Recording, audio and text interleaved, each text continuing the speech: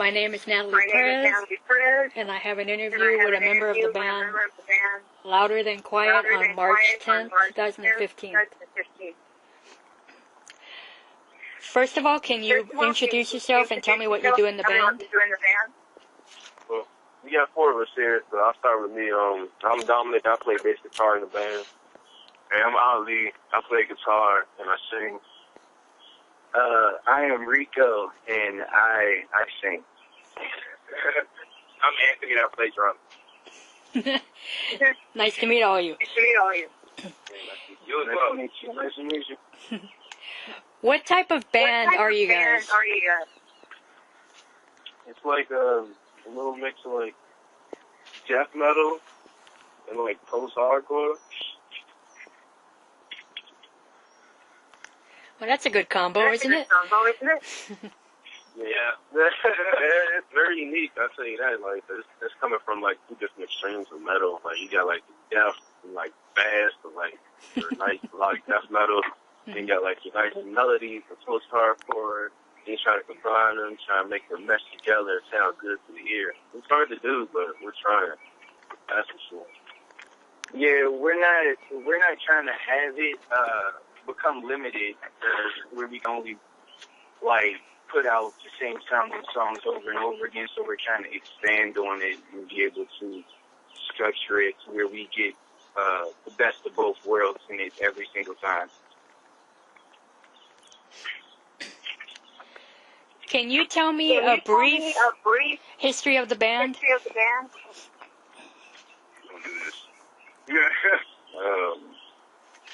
Well, some of us went to high school together, and we were in some of the other members were in a band, and then I came along from no band to join their band, and then we all got kicked out of that band, and then we formed this band, and that's it, really. Yeah, we formed the band in 2010 from a disbanding of another band with an even worse name. and we actually had to play a show like that day, like that week before we leave the name, we just rushed my little sister and named the band. Yeah. And then from then on, we just encountered a lot of hate. And we kept getting better over the years. We just kept playing as many shows as we could, playing all around the DMV, DC, Maryland, Virginia. Mm-hmm. And then we kept going through all this like hardship, like cars breaking down and not having transportation, or drummers going to the hospital. Yeah, drummers going to the hospital, trying to nervous breakdowns and going crazy, and guitar players with issues, self-control issues. Yeah, that's the best word for it. And had like 2 member changes. Lost a lot of gear, and here we are. I feel like a great one.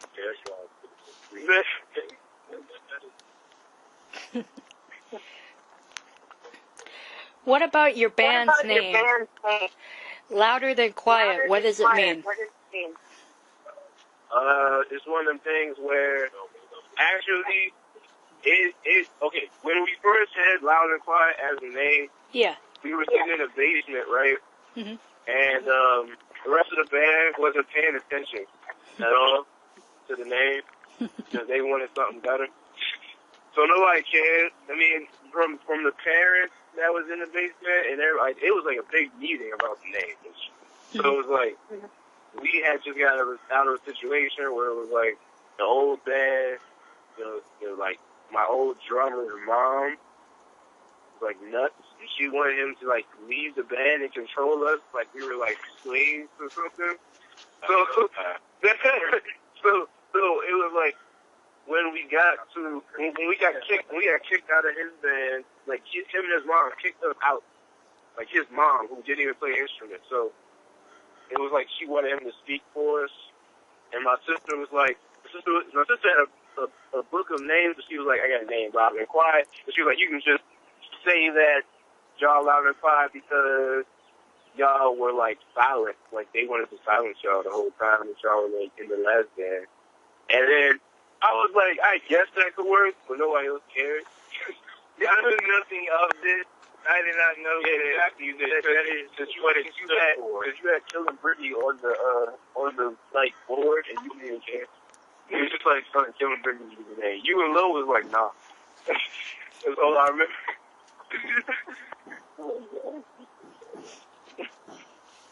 Yep, so that's pretty much it. The name means absolutely nothing.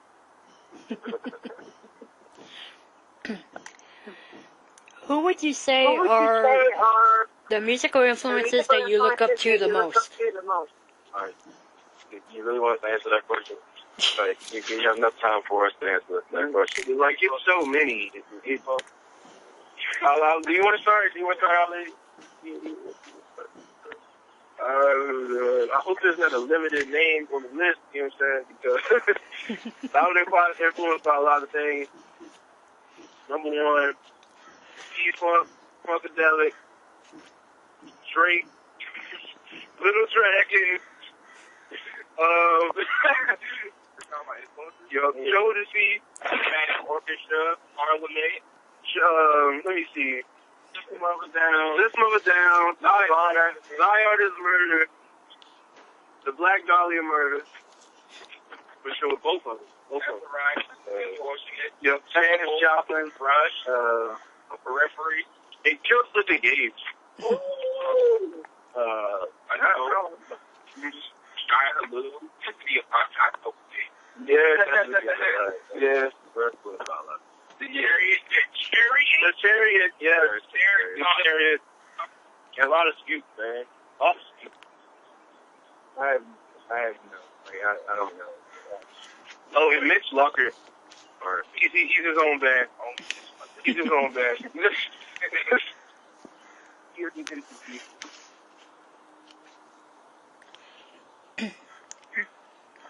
What about your songs? What specific themes do they cover? I mean, in Pet's songs, it was more aimed towards fantasy. I mean, some of them had undertones of like true feelings, but recently, like, we've been moving towards more emotional, connecting songs, actual things that have happened to us that we're actually pulling inspiration from now. Like, back then, it was this wanting to be heavy in your face, wanting to be edgy and all this other stuff. But now it's more sentimental to all of us, and we're hoping that this value that we have for the newer songs will capture the fans as well. Pretty much, you got a heart. Pretty much. Yeah, it's just light stuff, tragedy, love, lost love, everyday stuff that everybody goes through and everybody can hopefully connect with.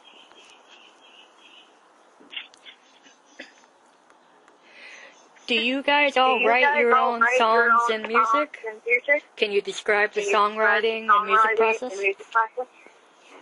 Man, our songwriting process is the most jumbled thing that's ever happened to music. We literally don't have any formula or any type of rules or blueprint when it comes to writing a song. Sometimes I'll write the lyrics, sometimes my drummer writes the lyrics, sometimes my singer, Rico writer, Tom will write it, Dan, everybody writes the lyrics on there. Everybody has the capability to write a part of the song. The only rule that we have in Loud and Quiet is that if you want to write it, it has to be good enough to where everybody likes it.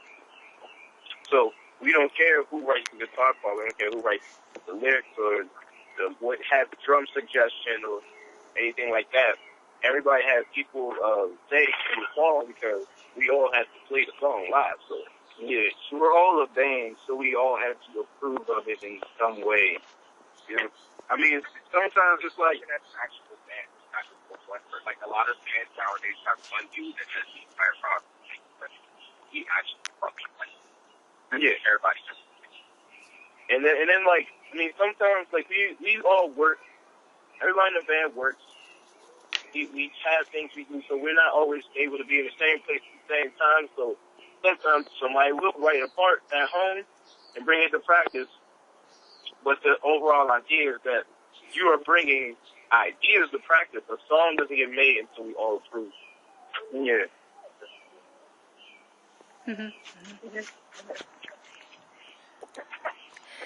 You guys are currently running an Indiegogo campaign.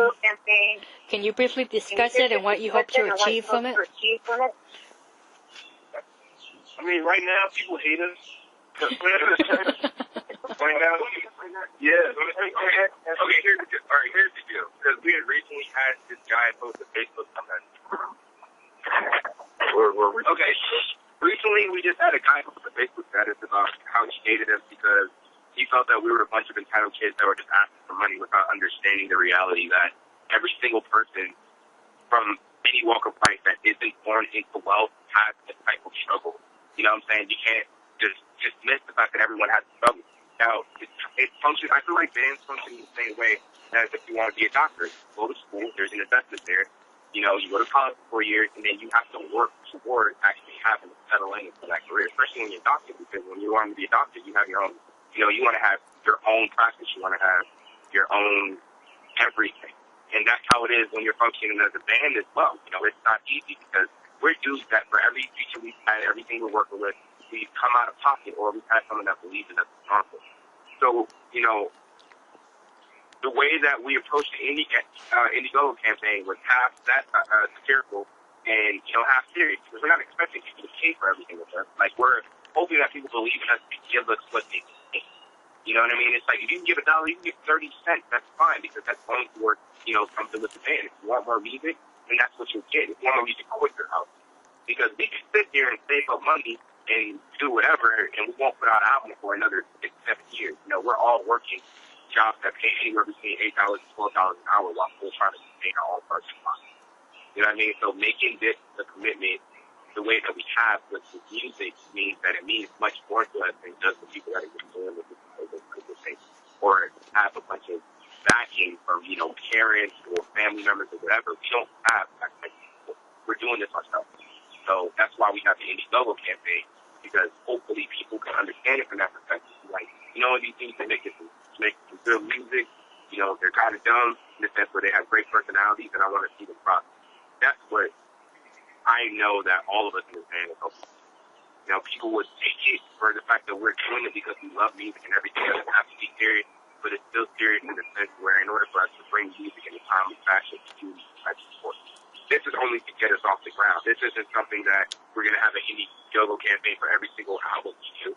This is just for now because we're at a point where with gaining as much traction as we are, we need to put in 150%, and the only way to do that is to be able to give that content. But we can't do that, unfortunately, in a world that is stuck on the value of currency.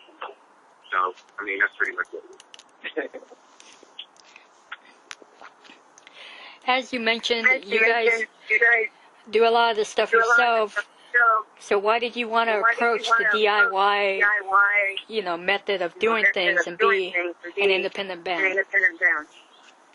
Well, I mean, because you see how the music industry is. It's like, if you're not in the top, like 0.01%, you're not going to make any money. It's very hard to make money in the industry. Mm-hmm. So if you want to be able to, you know, I mean, this comes from the business side. You want to be able to maximize your profit.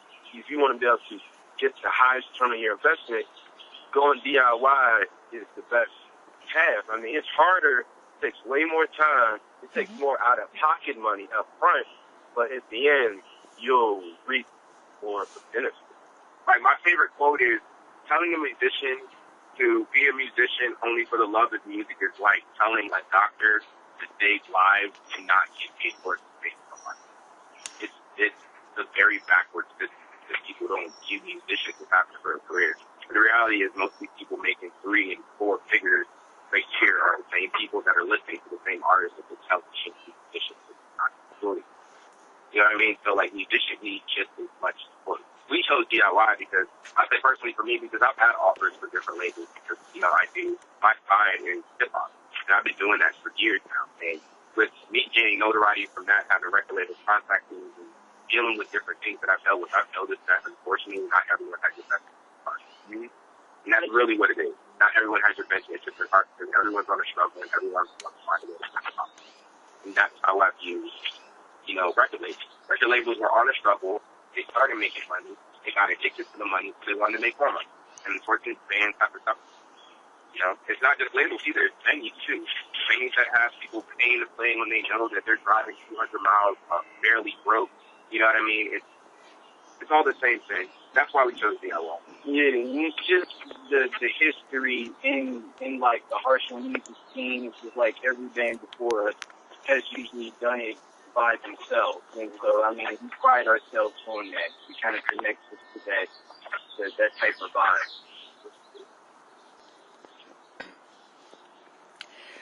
What about your music? Where are you in the process of the new material? Man, right now, we've been writing pre-pros for about a year straight. Probably going to keep writing pre-pros for it, however long it takes until we have this sound completely done.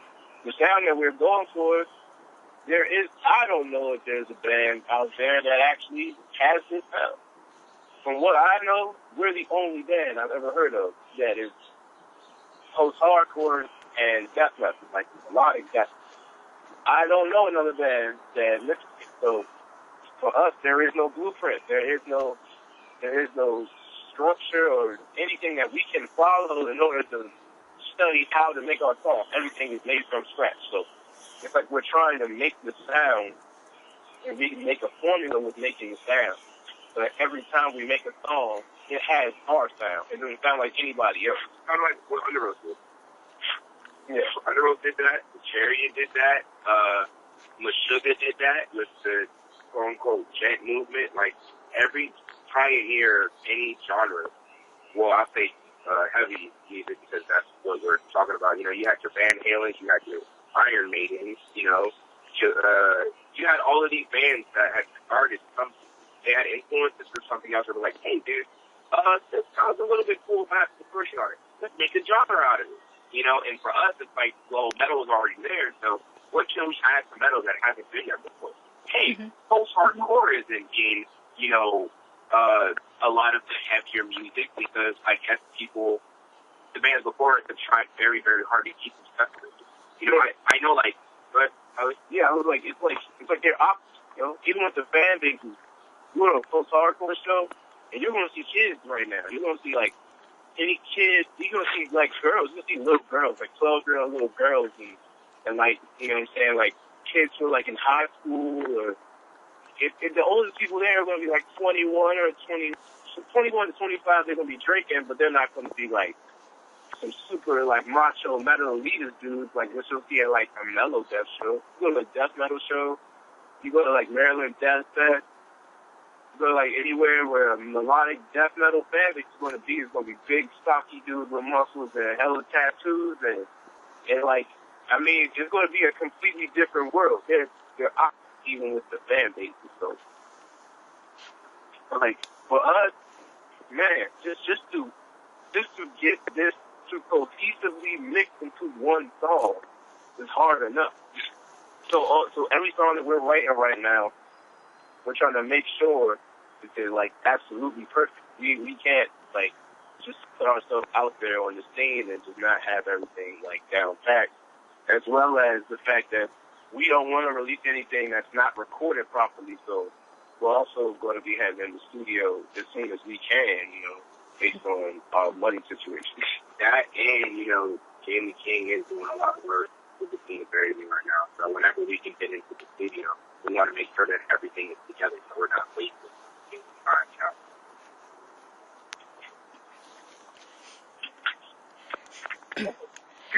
So roughly, when do you think we can expect to hear new material from you guys? This year or not till next year, or you don't really know? New material is coming. Yeah. Either the summer or the fall. New material is coming. Now, as far as when the full length will be done, we cannot give you a date for that. Yeah. We understand right now. But you will be hearing new stuff from Loud and Quiet. Definitely. Definitely a couple more newer songs before the album. Yeah, a couple more singles. Yeah, maybe video too. You never know. Yeah. Another video.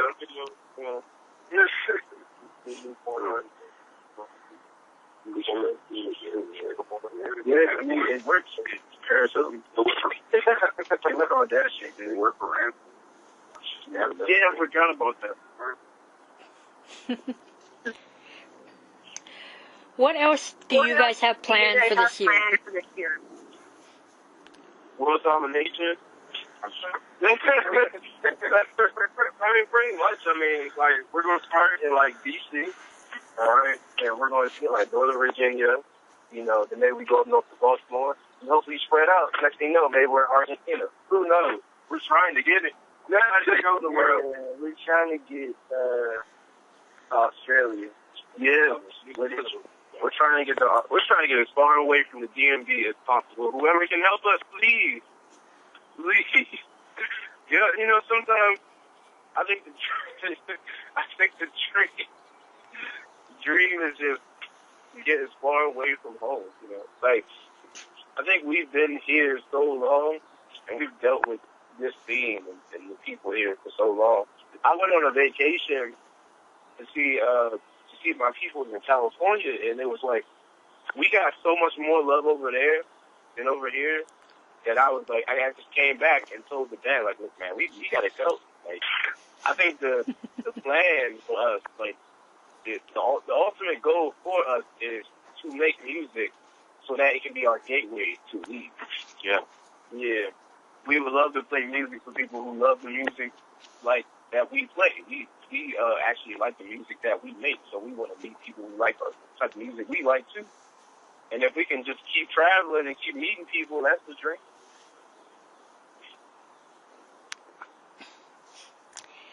And is there anything else you would like to say or want to add?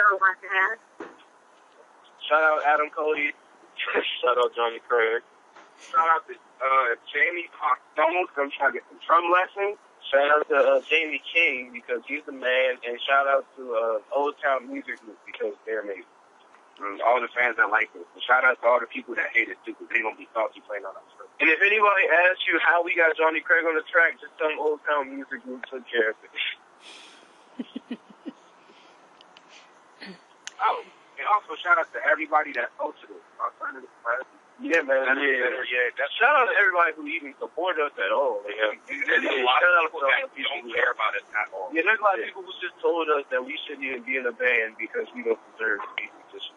Yeah, so, like, anybody who supports us at all, we appreciate it. Yeah, I can't breathe in a tape like that. Like, out of all the one-hit wonder bands out there, like, we're the band that's out there that don't deserve to be bitch. Yeah, Hate Parade. Yeah. Yeah, man. Oh, wait. And shout out to Black Dolly. We trying to get that feature. Trevor, what's up? And shout out to Lamb of God. Oh my goodness, man. Randy, what's up? Shout out to Zion is Meredith, CJ. Yeah, CJ on the track. We got you. We got a spot. We got a spot. Shout out to Bud from Atmosphere.